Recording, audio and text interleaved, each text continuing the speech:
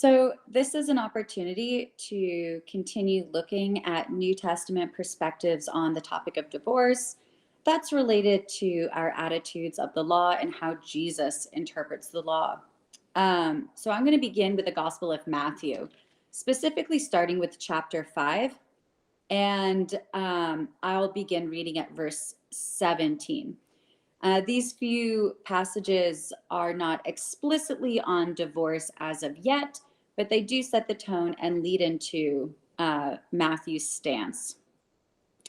So without further ado, do not think that I have come to abolish the law or the prophets. I have come not to abolish, but to fulfill.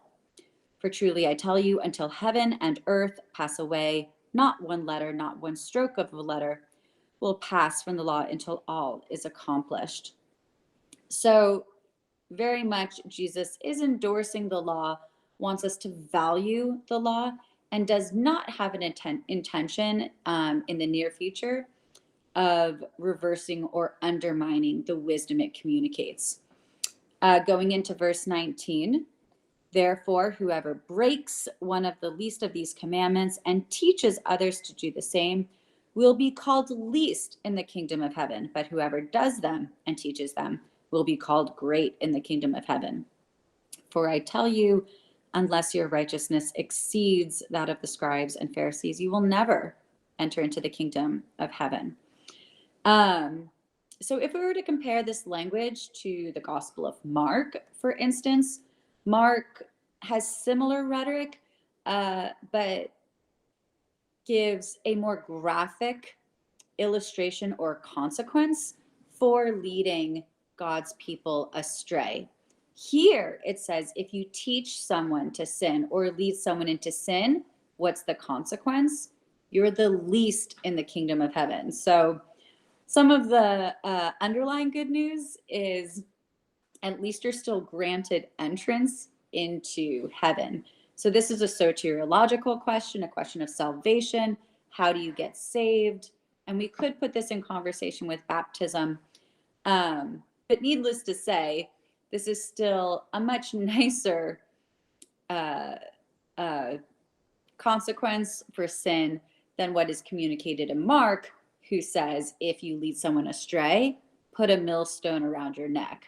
So Matthew is already showing us a trajectory where he will soften, right? Keeps that rigidity and yet softens it. That's a little bit of the almost contradictory thesis going forward.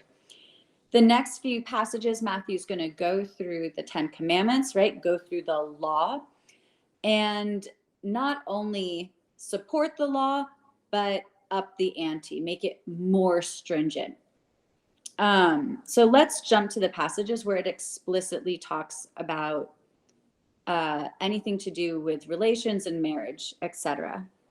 So going to verse 27, you have heard it said, you shall not commit adultery, right? So that's the part of the 10 commandments.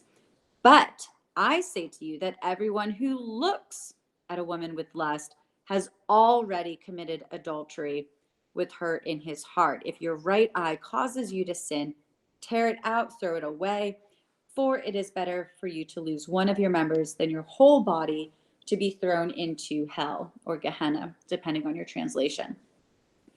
So he keeps the commandment. He keeps the commandment of not committing adultery, but he redefines what counts as cheating. No longer is it simply about just don't go through with it, but even if you think lustfully, even if you check someone out, that counts as adultery, that counts as cheating. So he's making the law more rigorous. He's not undoing it. He's actually reinforcing and adding new layers to the definition. Looking at verse 31, Jesus says, it was also said, whoever divorces his wife, let him give her a certificate of divorce or a bill of divorce, depending on your translation. But I say to you that anyone who divorces his wife, except on the ground of unchastity, causes her to commit adultery, and whoever marries a divorced woman commits adultery. So Matthew gives us an exception clause. Like Mark, divorce is not the ideal. It shouldn't be an easy option. It is not preferable. But Matthew will give a loophole, a way out. So it takes a bit of hermeneutical negotiation to think about what are these grounds for a lawful divorce. Some translations are going to say, except when the marriage is unlawful. In the realm of sacraments, that could very quickly sound like you can get divorced or you can have a legal annulment if your marriage was unlawful, right? It wasn't legally sacramental in the first place. So if it hasn't been consummated, if the ritual, the sacrament hasn't been completed, there's still a period, a window where you can back out of that relationship. But if we look at the Greek, if I'm just sounding out these Greek letters, the exception clause relates to except on the grounds of porneia. So this sounds like our English word of porn.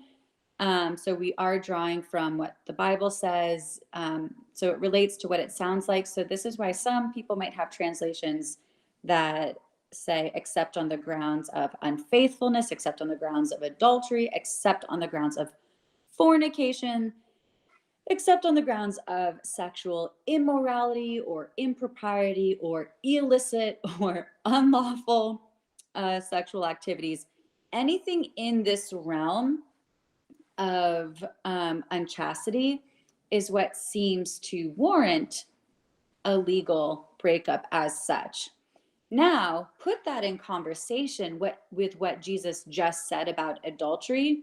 All of a sudden, as Jesus is making the ruling on adultery more strenuous, right? As Jesus is redefining cheating as a broader umbrella of different types of activity, thinking, looking, all of this, does that now relate to what counts as porneia?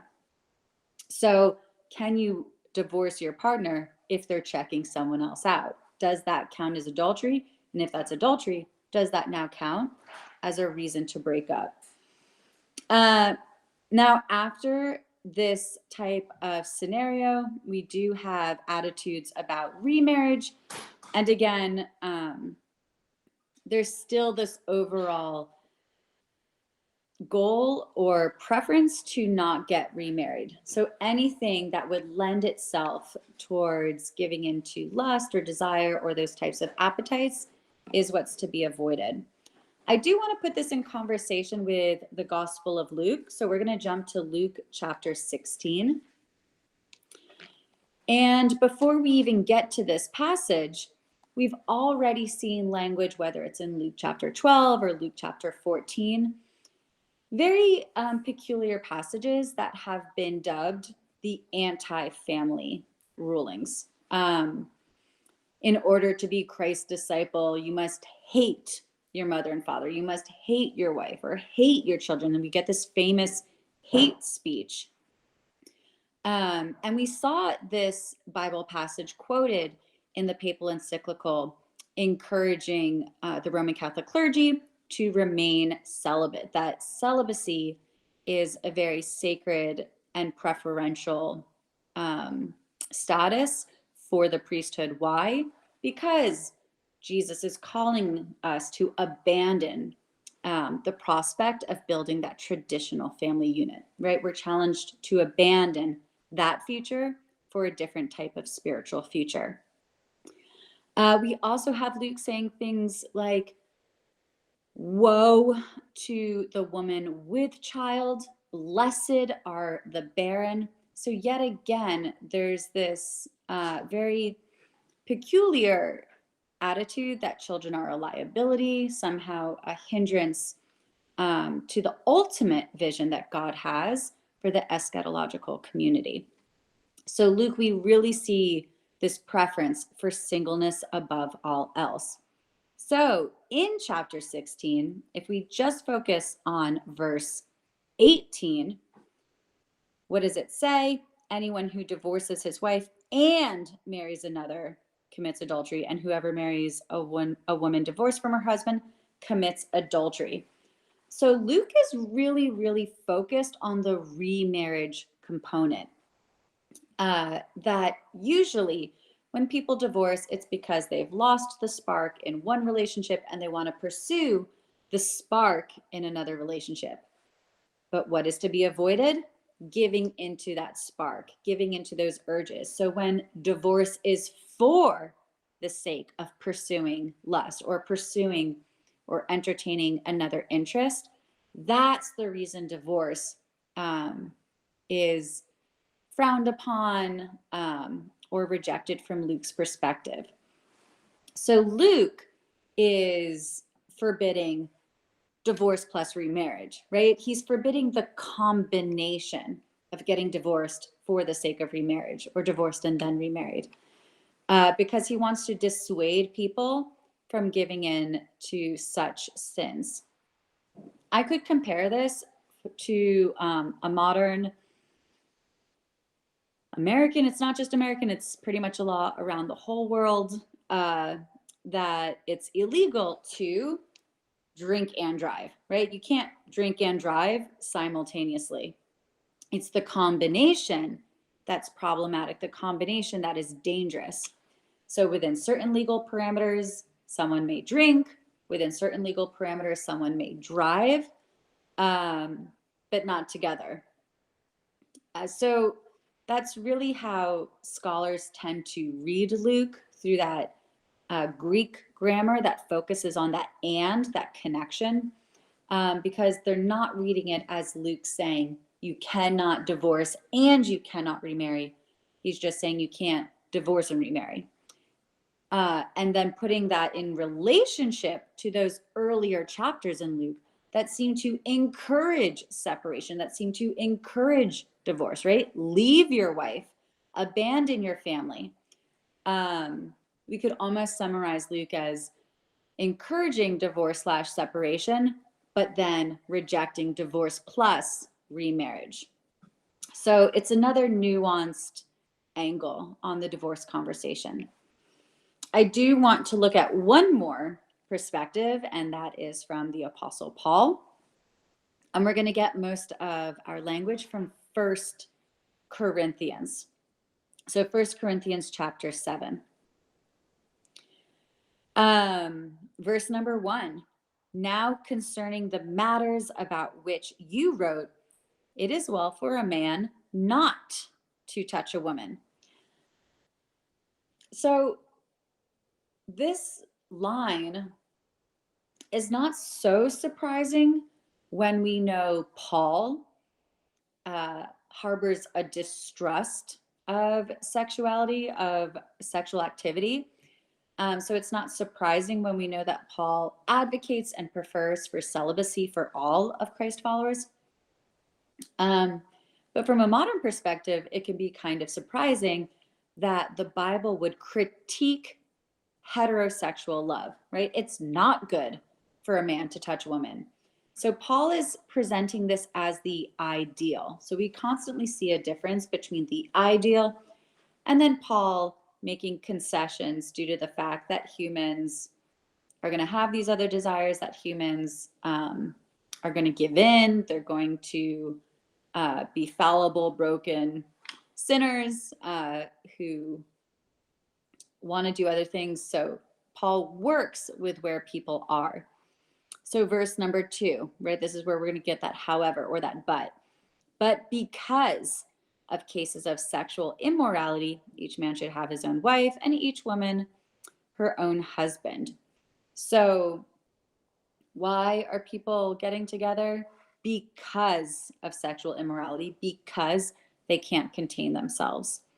Verse 3 has to do with a husband and a wife kind of fulfilling their duty to one another. And what's also interesting about this couple of verses is that we're really starting to see Israelite tradition move into this new norm of marriage between two adults, as opposed to polygamy, because of course the Old Testament does allow for polygamy. It is a biblical model of marriage.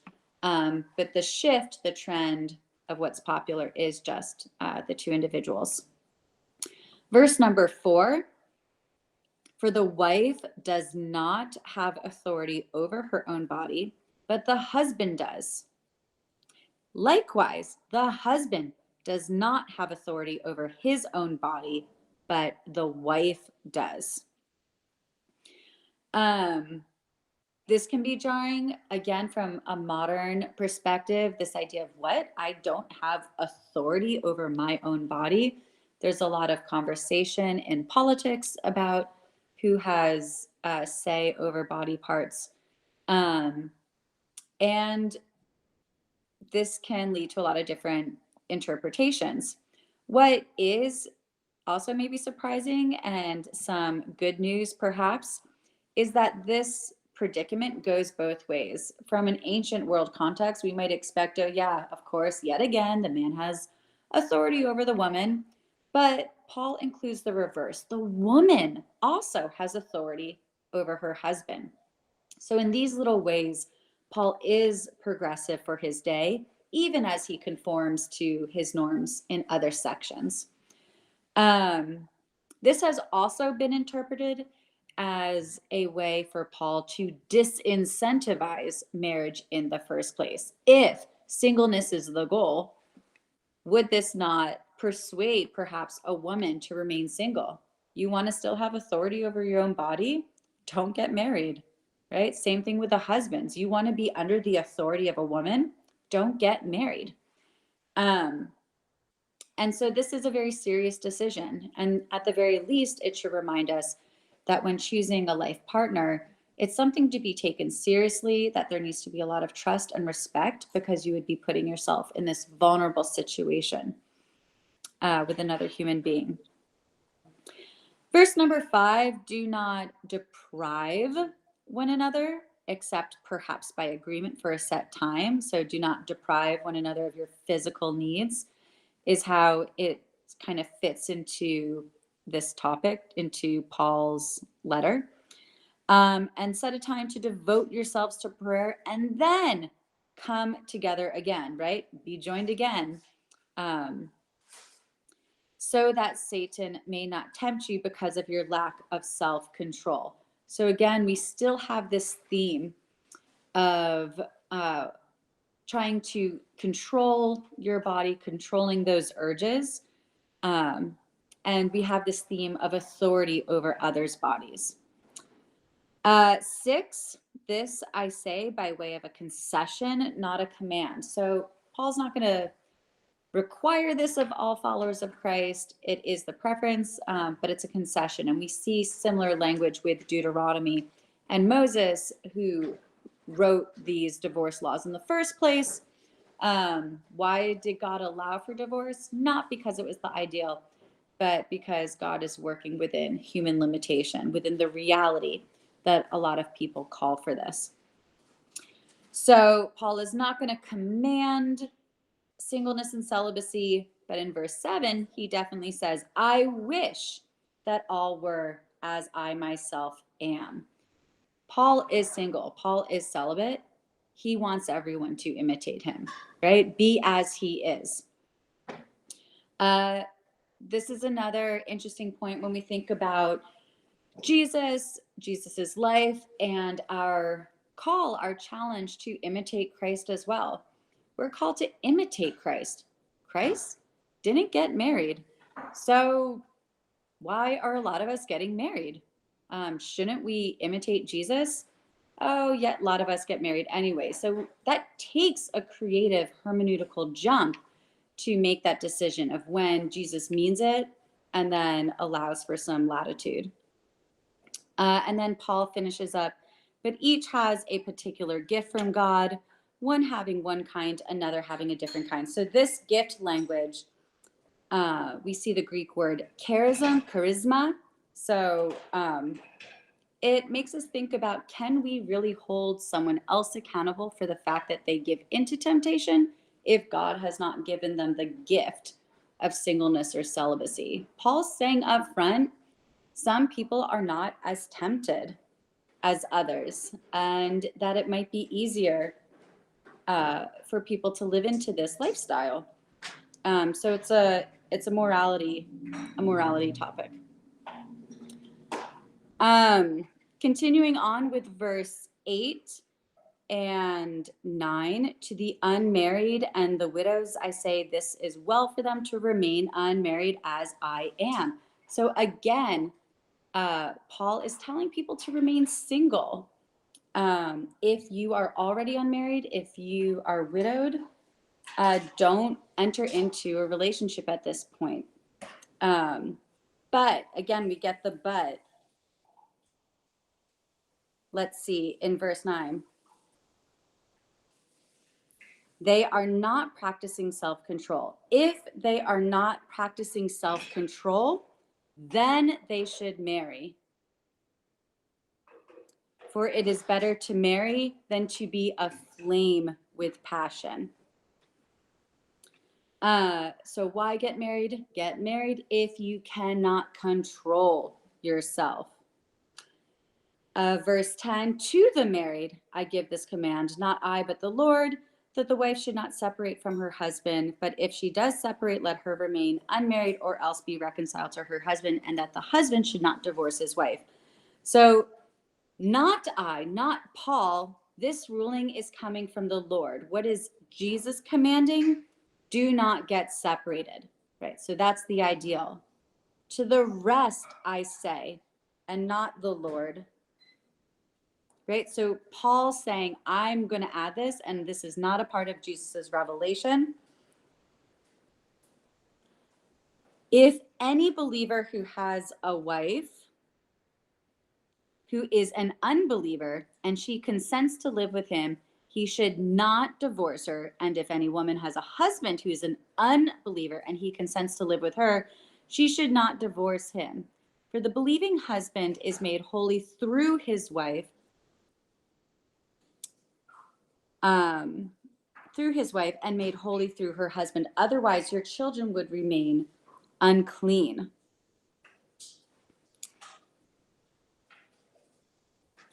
But as it is, they are holy. And if the unbelieving partner separates, let it be so. In such a case, the brother or the sister is not bound.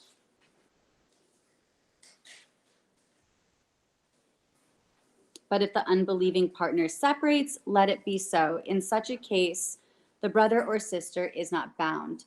It is to peace that God has called you. Wife, for all you know, you might save your husband. Husband, for all you know, you might save your wife. However that may be, let each of you lead the life that the Lord has assigned to which God called you. This is my rule in all the churches. So we have a lot of layers here. People are realizing that Jesus is the Messiah, and they might come to this revelation, this insight, this conversion of heart after they have already been married. So it might be the case they're married to a pagan, so someone who worships a different deity. They might be married to an Israelite who does not consider Jesus to be the Messiah. And now they find themselves in a situation where they are not spiritually yoked. Now, Paul's going to say, just because you're in this marriage, that's not the ideal merging of two people who are spiritual equals. This can be an opportunity to save your spouse, right? Introduce them to Christ. It's an evangelistic, opportunity to convert them to Christianity, so to speak. But of course, if your partner is like, oh my goodness, I don't even recognize you anymore. Who are you? You've become this Jesus freak, right? Because they don't understand where you're coming from. If that unbelieving partner wants to divorce you, how does Paul say to react? Let them walk away, right? Let them walk away. And so it's a very different, interesting take of how Paul gives a loophole, how Paul gives a provision to kind of warrant divorce that's different than what Matthew offers, but it's still there.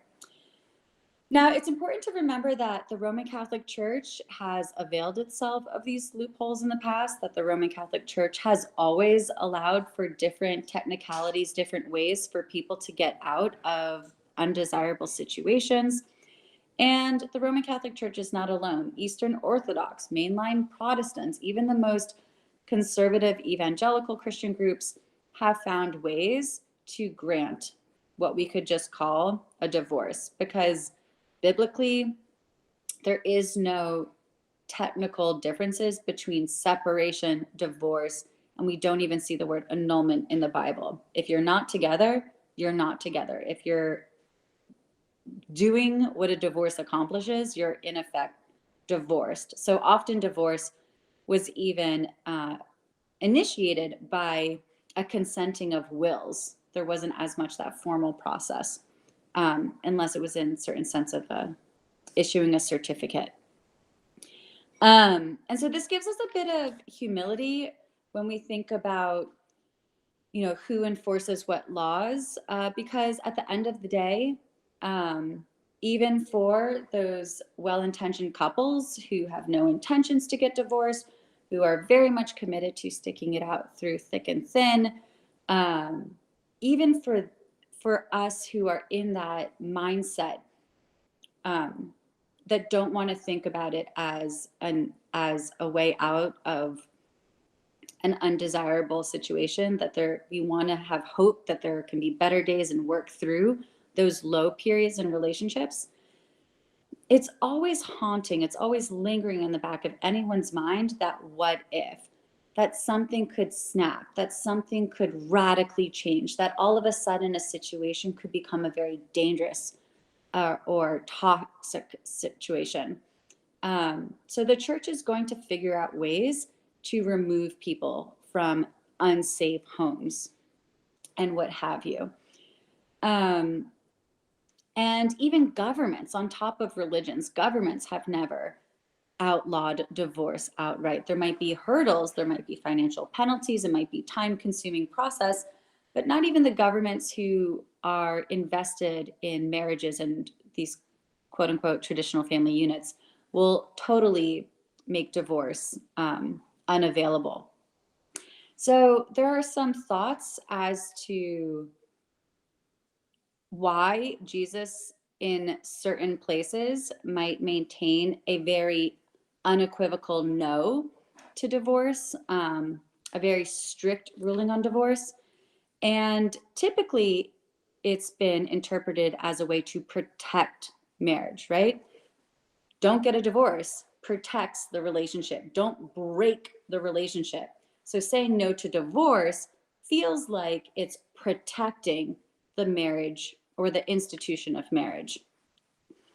But some will argue that if you make zero way out of a relationship, very few people would actually enter into that situation in the first place. If you knew that there was never a way, that you knew you would be absolutely forced to cohabitate with this person, no matter what, very few people would actually enter into such an agreement in the first place. So a very radical no to divorce is not so much viewed as a protection of the institution of marriage, but a radical no to divorce could have the effect of destroying the institution of marriage in the first place. And is that not, interestingly, consistent with Jesus's preference for singleness, Paul's preference for singleness and celibacy, the Gospel of Luke's preference for singleness and celibacy?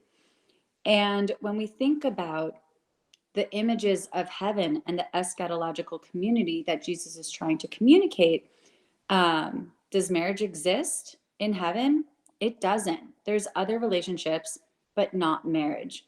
And so how are we called to continually bring glimpses of heaven, that ideal heavenly community, to earth before we get to that heavenly realm? So this is why Dr. Dale Martin, New Testament professor from Yale, argues that the New Testament does not provide a secure foundation for an ethic on divorce. We get a lot of different opinions, and we really have to reflect upon why were these laws written in the first place, and delivered to very specific communities. And then how do we translate that in a modern context where we have different obstacles to relationships? So That's a very fast overview of these passages. I could highlight other places in Luke, for example, that emphasize the beauty of chastity. But for the purposes of this conversation, I will end it here.